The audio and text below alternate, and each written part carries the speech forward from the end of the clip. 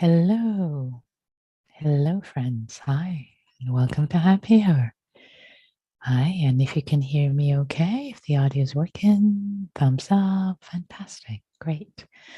So let's begin, as we always begin, informally first by welcoming ourselves and each other to the space by saying hello. And I start by saying hello. I'm Nikki in Mountain View, California, unceded Ohlone land. Who is here in this moment in time on Zoom? I am Wayne in Richmond, Hi, California. Wayne. Don in DC. Hi, Dawn.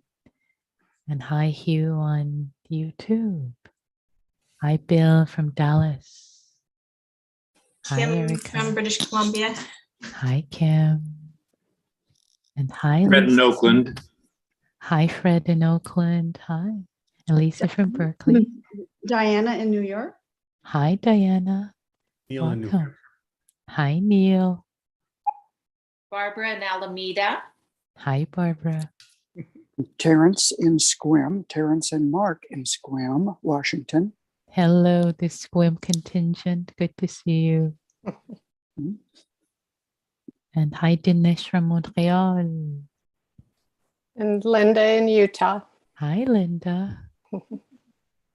I'm Peggy in Redwood City. Hi, Peggy. Welcome. I'm Gabriel in Montreal. Hi, Gabrielle. Welcome. The Montreal contingent. And hi, Violet from San Francisco. And hi, Marie Christine, who says hooroo from Sydney, Australia. Good afternoon to you. Hi. And also, William says hi from Chicago and Richard from Cleveland. Sweet. And Deborah from San Francisco. Our international Sangha has assembled. And hi, Kyla from Redwood City, up the road. Hi. Sweet. My heart is already warmed. I love this part of happy hour, just the Sangha assembling, saying hello. Very sweet. So let's formally get started. I ask you to mute your speaker, your mic rather, if it isn't already muted. And I change the settings at this point in preparation for the guided meditation and the little Dharma, so that unmuting won't be possible. And also I'll change the settings on chat. Hi, Jerry from Toronto. And thank you, Neil, for posting information about Google Groups Happy Hour. Happy Hour Google Groups. Some lexical challenges tonight. Happy Hour Google Groups, where folks can join and share information, and resources are also shared on our Google Groups mailing list. And last but not least, I will turn on recording for the sake of audio Dharma. And we'll ask you to confirm on Zoom. Here we go. Okay, so formally, hello and welcome to Happy Hour, dear Sangha. So for today's theme of practice, I'd like to invite us to engage with the fourth Brahma Vihara today. The Brahma Viharas, the heavenly abodes, the four practices of the heart, Metta being the first one, where we spend a lot of time at happy hour working with Metta, and all the three other ones also are different expressions of Metta. They're not separate. The second being compassion, another expression of Metta, when Metta, kindness, meets suffering. The third one being mudita, or vicarious joy, when Metta meets someone who has really good fortune, either ourselves or someone else, gladness arises, vicarious happiness. And the fourth one is equanimity. Equanimity, also thought of as the crown jewel of Buddhist practice, and it shows up in so many different ways, so many lists and so many different flavors. The way it shows up on this list, on the Brahma Viharas, is practicing for ourselves, practicing for other beings. It shows up on other lists, such as the 7 factors of awakening, etc., etc. But here it shows in this way, in the way of practicing with respect to ourselves, with respect to other living beings. So, and remember that equanimity is related to metta, is in the same family. So there is care in equanimity. It's not aloof. It's not, oh, okay, whatever. There's care. There is love in a sense of equanimity, in the sense of equipoise, holding what is. And the way I like to invite us to explore, of course, we've explored all the Brahma Viharas in so many different ways, creative ways, over the past year and a half now, on our online global Sangha. But the way I like to invite us for today's practice is the following way. To consider perhaps times, maybe right now, where there might be a friend, there might be a relative, there might be a loved one who's having perhaps a challenging time. And part of your instinct, perhaps caring for them, is to jump in and swoop in and just make it all better. Or maybe there's a sense of frustration, like, oh, why are you doing this to yourself? And can't you see? So there's so many different unwise responses that can come up here when there is lack of equanimity. Whereas, what would equanimity look like, perhaps, in this particular case, in this particular instance, scenario? So appreciating, understanding the person's autonomy, really granting them autonomy, respecting their choices, caring, offering support, whatever support you can, but without both trying to step in and make it, fix it all in your way, not respecting their journey, not respecting their choices, not respecting that this is their life. And in the traditional phrasing of the equanimity phrases, it is said that, all beings have their own journey. They have, and their happiness and unhappiness does not depend on my wishes for them. It's respecting their journey. And yet it's not aloof. It's not cold. It's not turning your heart away at all. There is care. There is love. There is holding witness and supporting, helping in any ways that are both helpful, filled with love, both for the person, for the friend, relative, and also for yourself. Remember, metta, equanimity, is 360. So if you're swooping in and just taking over and giving up your own responsibilities in life, it's not really filled with metta for yourself, care for yourself. So the wise question, wise consideration is, how can I support? How can I be present? How can I have metta, show care, love, compassion, both for this being in this situation, as well as for myself, as well as respecting their autonomy, respecting their journey, the choices they have made that have brought them to this place, and the choices they need to make, the lessons they need to make. And similarly for you, the choices you have made and the lessons you need to make. So how can you be present, loving, and also have a sense of 360-degree view of life, its ups, its downs, trials, tribulations, all of our choices, all the lessons that we have to learn as beings in our interrelationship. So that's plenty for setting the context today. So I'd like to invite you to let go now of all the words. There were too many words, too many concepts. Let it go. Let's land together. Let's practice together.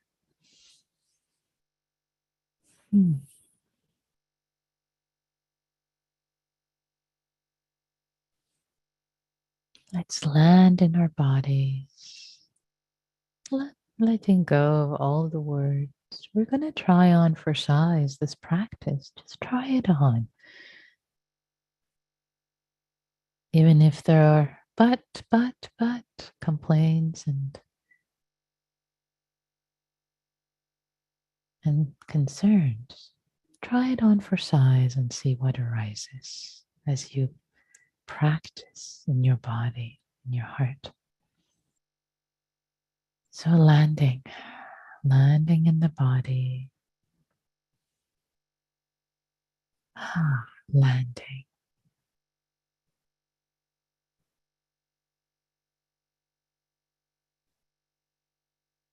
Feeling, sensing your feet, these feet rooted.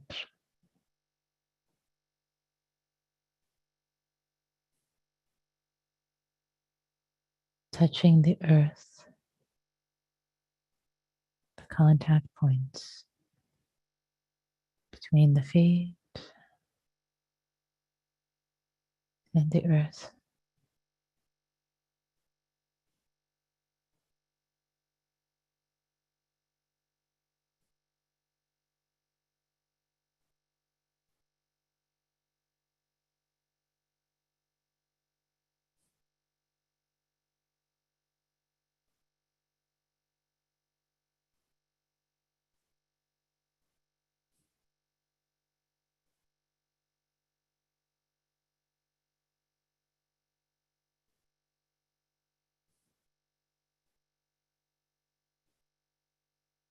Just tilling the soil. Just tilling the soil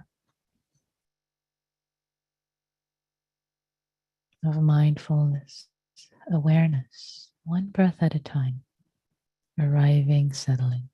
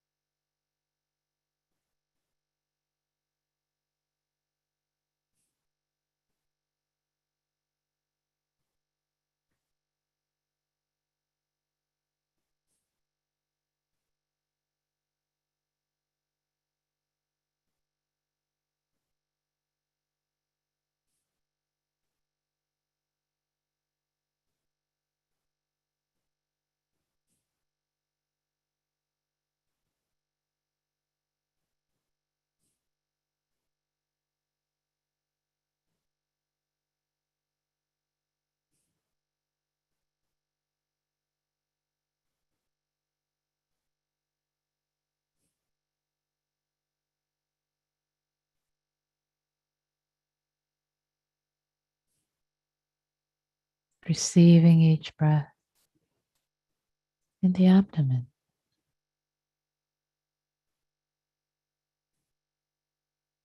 The full in breath received,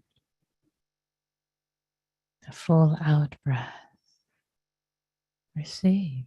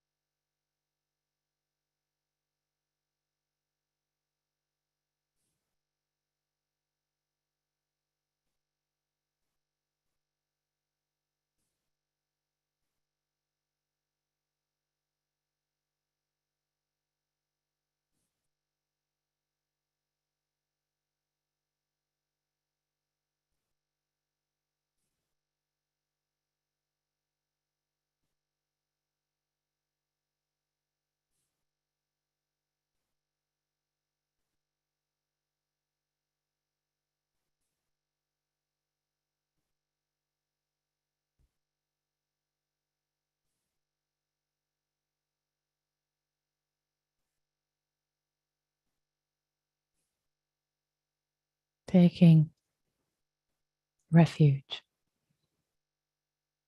in this moment, in the simplicity of this body, this breath, this expansive moment, just here, putting down thoughts,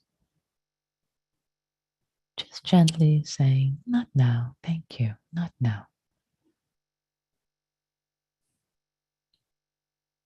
I'm connecting with awareness.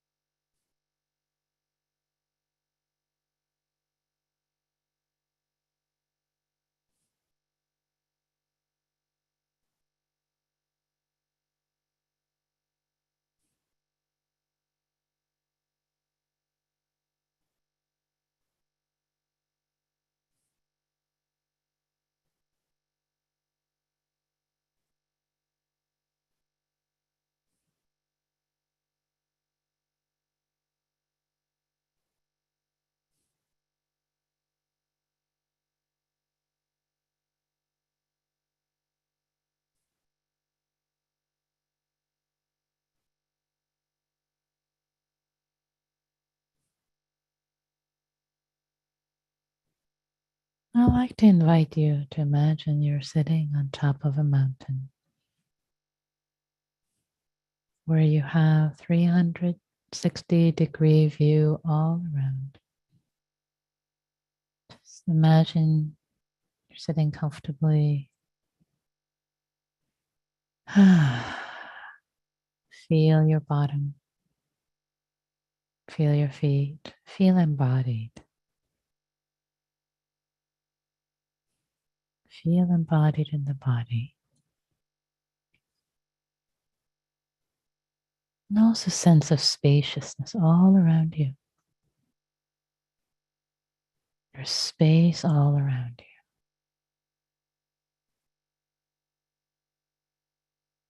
As if you could see far into the horizon from all directions clearly. And just imagine top of the mountain. Let's take another few minutes to breathe, to settle with a sense of embodiment and spaciousness. Embodiment and spaciousness.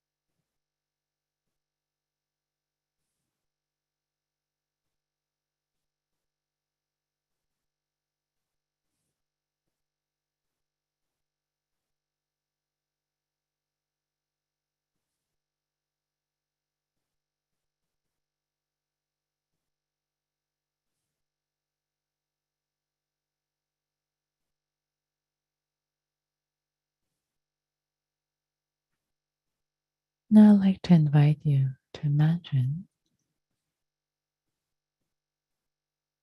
sitting on this high place, top of this mountain, seeing all around. As if you could see, as if you're looking into so many interrelated causes and conditions, past and present.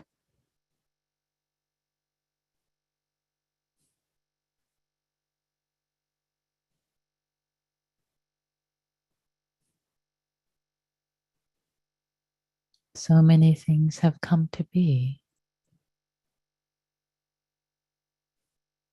because of so many causes and conditions. Now, as if you would invite this friend, relative, or someone in your orbit, choosing this being, the practice of equanimity, the practice for them. And if you're having a hard time choosing someone, or there's this sense of entanglement but wanting to keep equanimity, you can't come up with anyone. It's okay to choose yourself.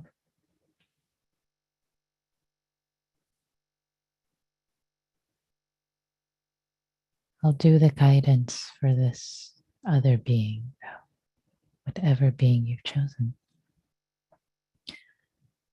So seeing the circumstances, this being,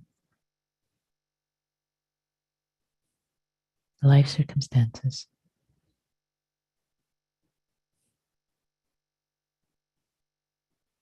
seeing them, holding them with a sense of care, with metta, goodwill. You wish well for them. You want them to be safe and happy and healthy and have ease. And from this view, 360 view, far and wide, you can see that there are so many causes and conditions, so many beyond their control, beyond your control.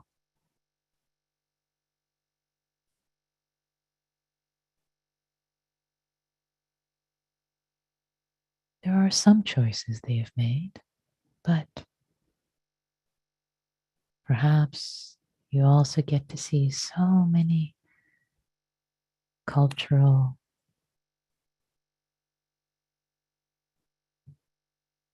environmental, educational, family, genetics, systemic, zeitgeist, historical,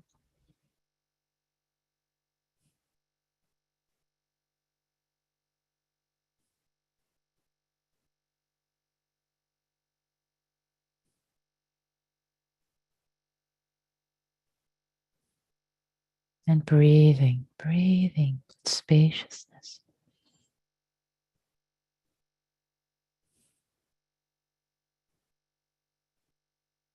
So many interconnections, past and present.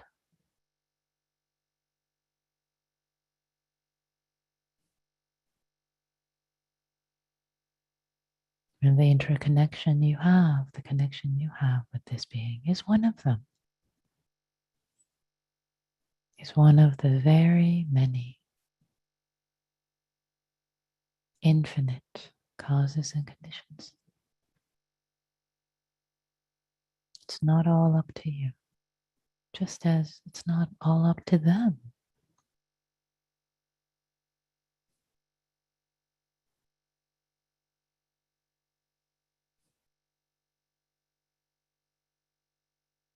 They are doing the best they can.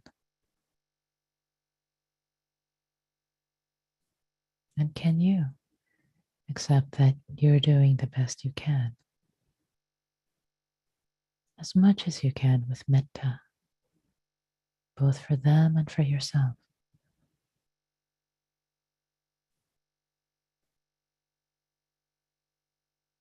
Don't start thinking, but just feel into it for a moment and see what might open up. Often our thinking mind cannot see beyond a particular way of being.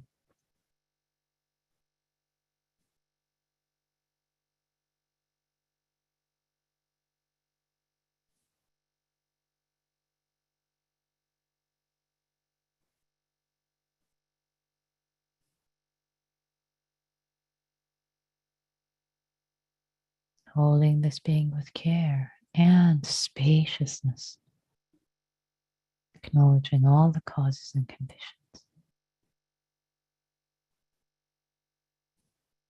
Equanimity is not aloof. It neither pushes away nor falls into with grief.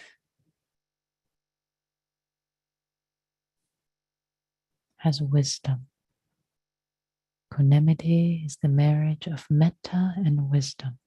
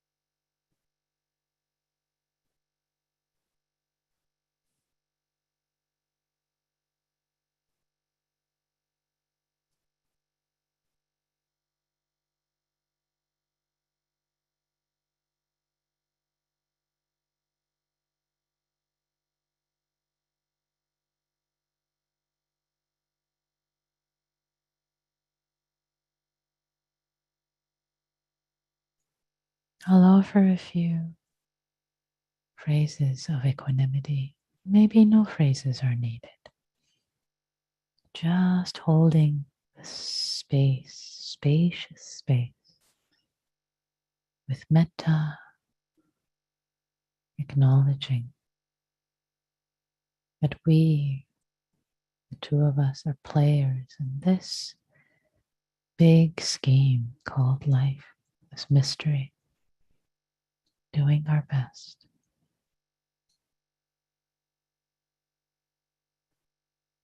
Holding presence with metta.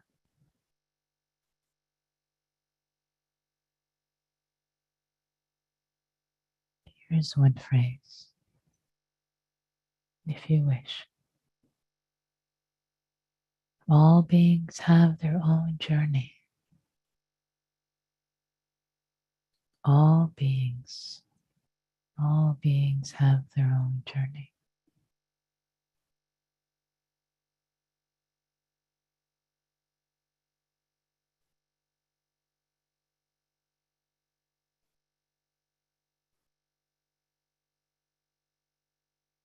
May I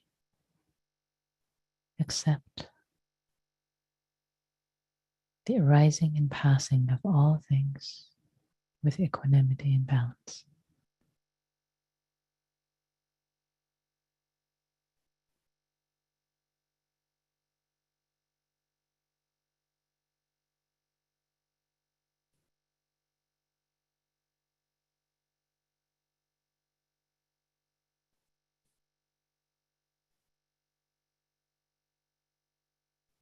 Or, I care for you.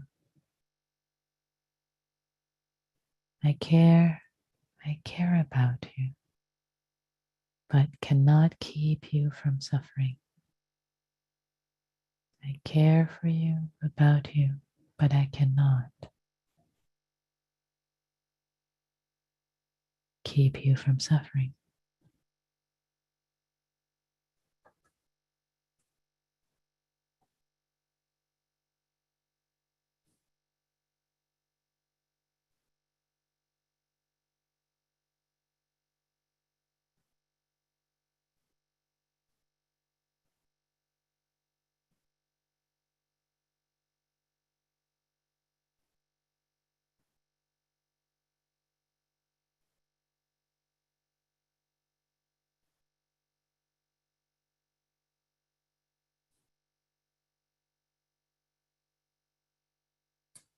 Or, I care about you, and I am not in control of the unfolding of events.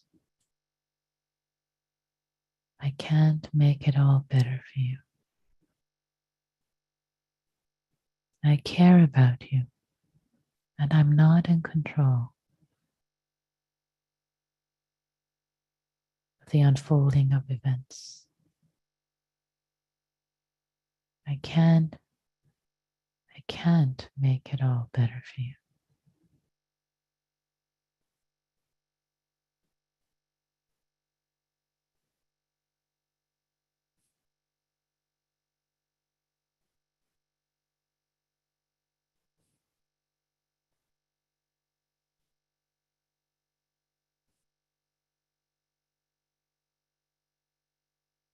I can't make it all better, and I care about you.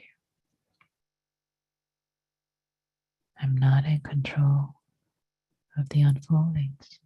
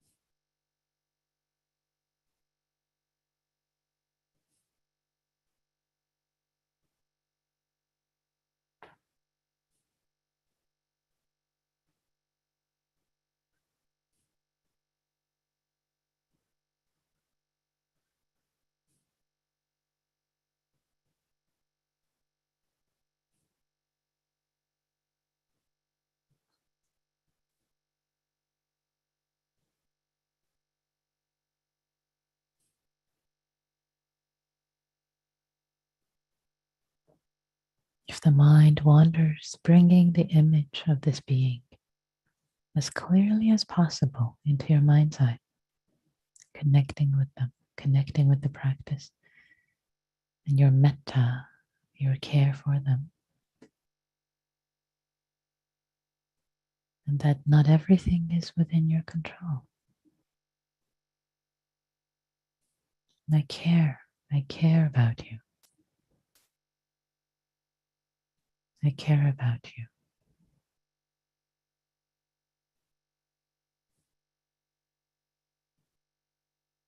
And I'm not in control of the unfolding of all things.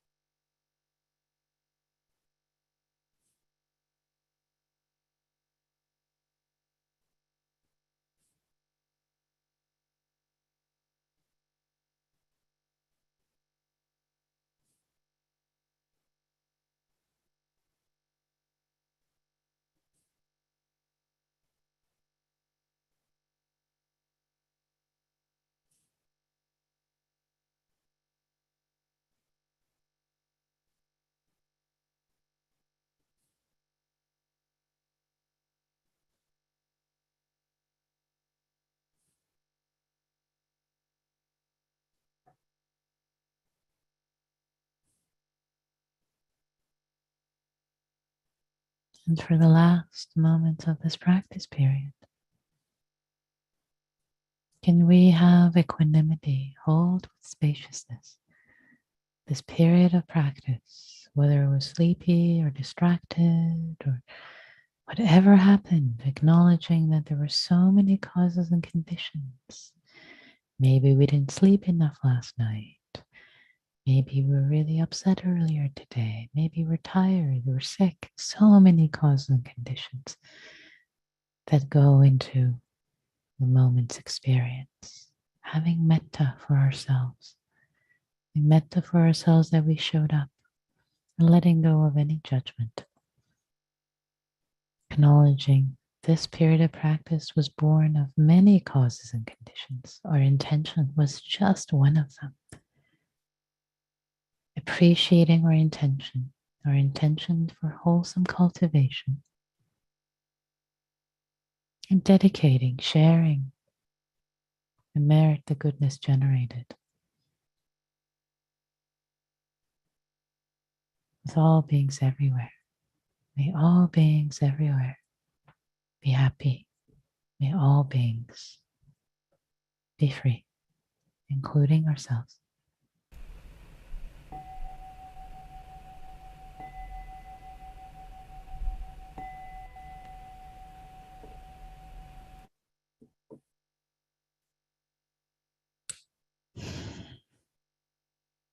Thank you. Thank you all for your practice. So, the practice of equanimity, it can be a little more nuanced or challenging or subtle compared to the other practices, hence it being the fourth of the Brahmaviharas. So if your experience was nuanced or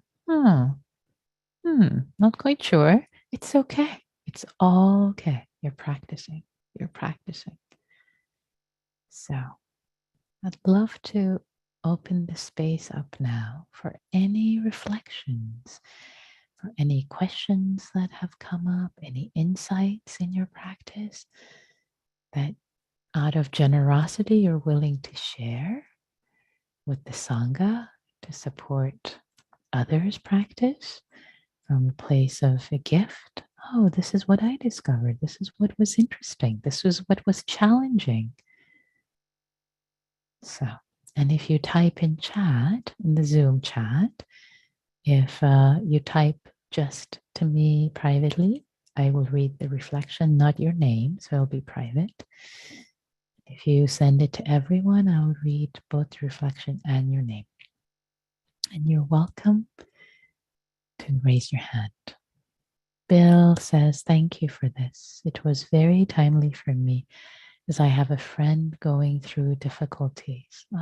Thank you, Bill. And Barbara, please.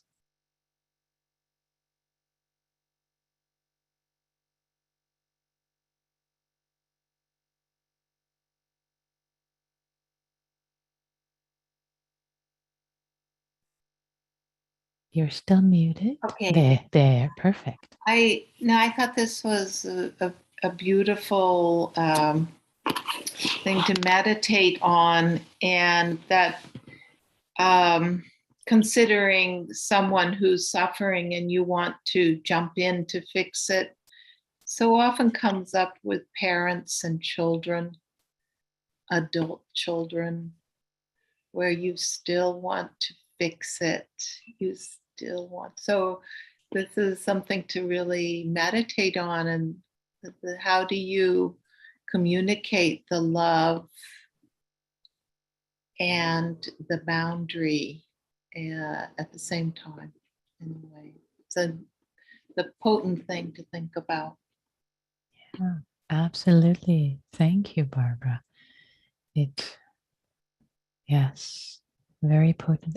Was there any other insights that came up for you? And you're welcome to unmute yourself. And if not, it's okay with this particular important relationship in your life.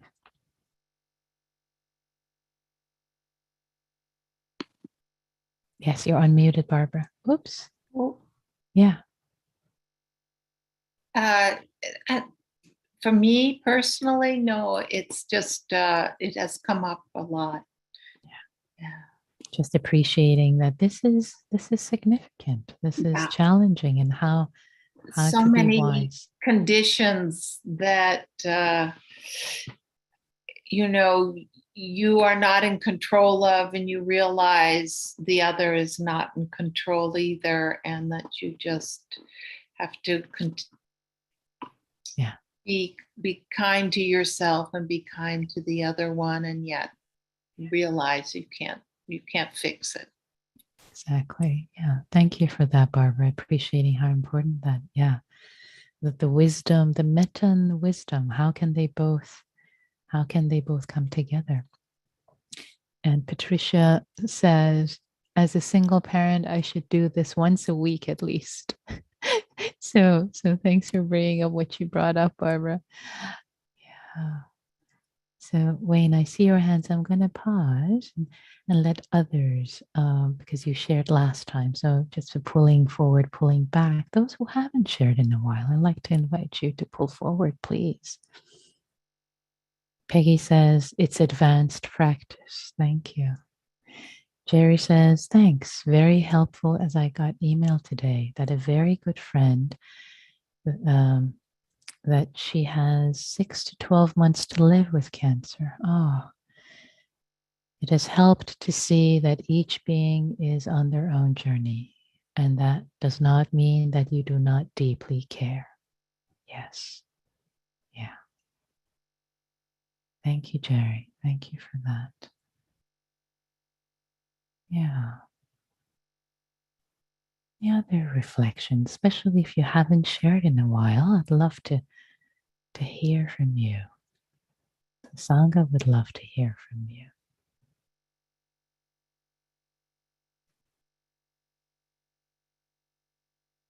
And also if it was challenging or problematic, something difficult came up, that's okay too. I'd love to.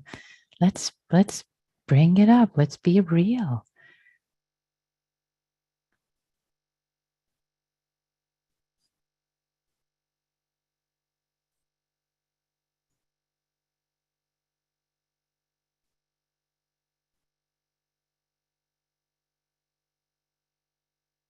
Just to say, in a meditation community, there's no such a thing as awkward silence. It's just silence. It's delicious silence. Dawn, please.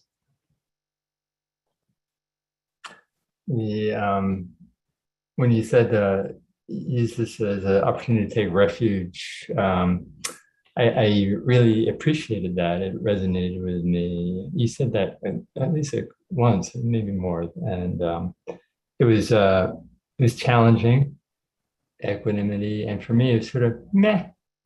And I think part of it was like choosing the right person, and did it make sense to choose me?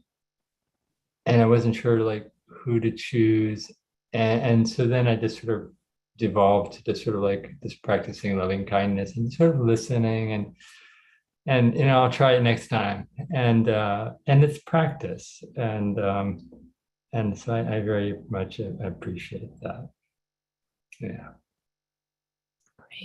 Great. Thank you, Don. Yeah. Beautiful. I appreciate the ease with which you practice and you're sharing your report. Like, okay, couldn't quite land on someone. You didn't, choosing yourself didn't seem appropriate. And just, okay, then I'll listen and I'll engage with Metta and I'll engage later. I love that. That's yay for that practice report, which is beautiful. It's not, the alternative, so many unwise alternatives could be like, oh, I can't choose the right person. I'm a failure. I can't do this practice. This is terrible. I've been practicing for months and months and months, and I can't do right. Right? Which, sweetie, right? So to have compassion for that frame of mind also. And yet what I so appreciate hearing what you're saying is like, well, it's not quite clicking, but yeah, I'll engage with Metta. Yay, this is a period of practice. Fantastic. As I've haven't said this actually in a long time, but I used to repeat every time during happy hour that no matter what comes up during happy hour, as long as you engage with it with Metta, yay, you're doing the practice perfectly right. So Don, you're doing the practice perfectly right. You're engaging with Metta with whatever came up. So thank you so much for sharing that and supporting the community to hear that, to hear that reflection. Thank you. So dear ones, it's time. The time has come. This is a time, and if I wait any later, we won't have enough time for the small groups. So the small groups, again, as always, we'll start with 15 seconds of metta for ourselves, for each other, for the community. And then sharing as much or as little as you like about your practice.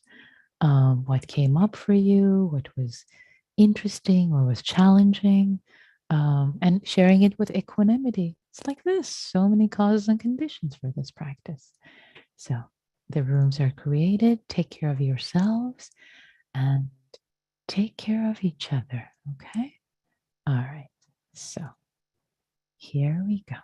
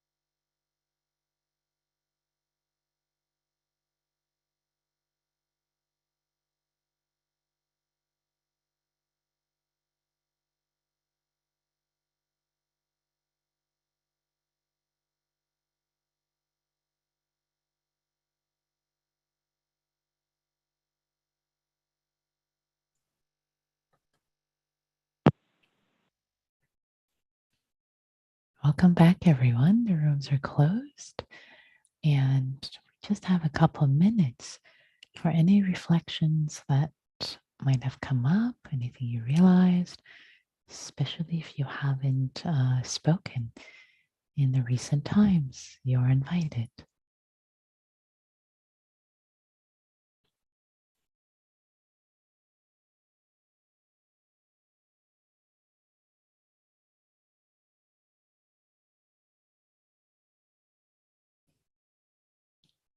Especially if you're new to happy hour, if you haven't spoken before.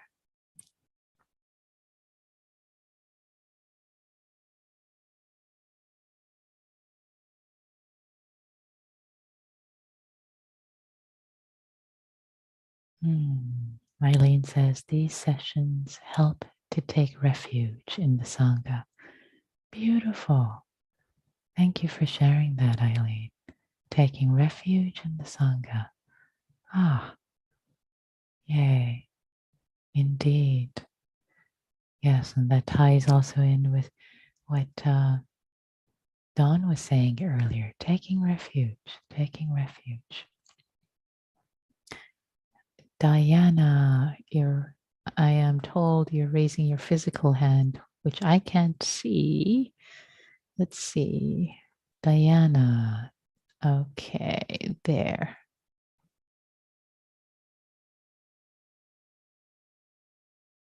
Asking you to unmute, but now your camera is off also. Technical difficulties.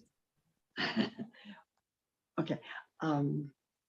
My question is, I can know these phrases and I've been getting some success with it internally, but I ponder what to say to a person socially after you've been sitting listening to all this and hearing these tortured lives. It just somehow seems odd to say, I care for you, or maybe I can say, give me a hug, or I can just. Got it. And for sake of time, I think I got the gist of the question. Since it's 7 o'clock, I'll say this. So yes, this is not something that you're going to say externally. Like, you're not going to sit with someone and say, may you be safe, may you be happy. Like, it sounds so stilted, right? So all you need to do is to hold space, You need to hold a space internally for yourself. You don't have to say it out loud. Hold a space of care, hold a space of spaciousness for yourself and for the other person. And they will feel it. There's so much that we communicate without words, but with just the space that we hold. Thank you for that question, Diana. That was a really good one. Yeah, thank you. So, dear ones, we have come to the end of our time together. Thank you all for your practice, for aligning your actions with your intentions. May all beings be safe. May all beings be happy. May all beings be free, including ourselves.